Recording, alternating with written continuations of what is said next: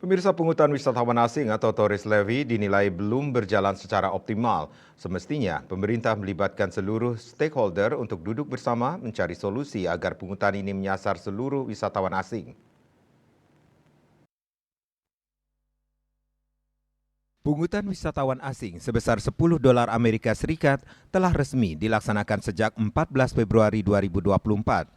Namun, dalam pelaksanaannya dinilai belum optimal, di mana masih banyak wisatawan asing yang belum membayar pungutan tersebut. Penggiat sosial kemasyarakatan lintas etnis Yusdi Dias menyebutkan, sejatinya kebijakan ini sangatlah baik, tetapi perlu dikaji lebih komprehensif lagi dalam implementasinya. Kebijakan tourist levy ini perlu melibatkan seluruh stakeholder di bidang pariwisata. Dengan demikian, pemerintah bersama stakeholder lainnya bisa duduk bersama untuk memaksimalkan lagi pungutan terhadap wisatawan asing.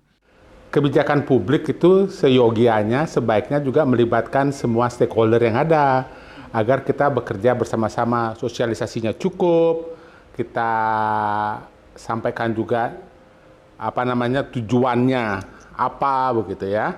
Kenapa satu kebijakan atau suatu aturan itu harus kita diskusikan bersama semua stakeholder, kita sosialisasi dengan baik baru kita terapkan.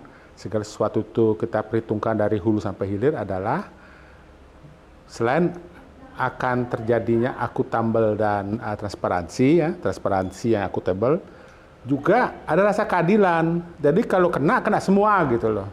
Kalau memang dirasa sulit gitu ya, sementara kita perlu dana lagi, minta aja toh ke pusat, bisa, minta aja.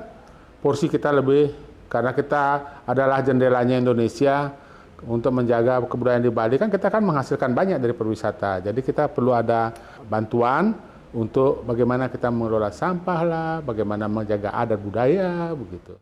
Pihaknya juga berharap agar dana pungutan ini nantinya bisa dikontribusikan bagi seluruh desa adat di Bali sehingga bisa dikelola untuk mengatasi segala permasalahan yang ada di desanya masing-masing.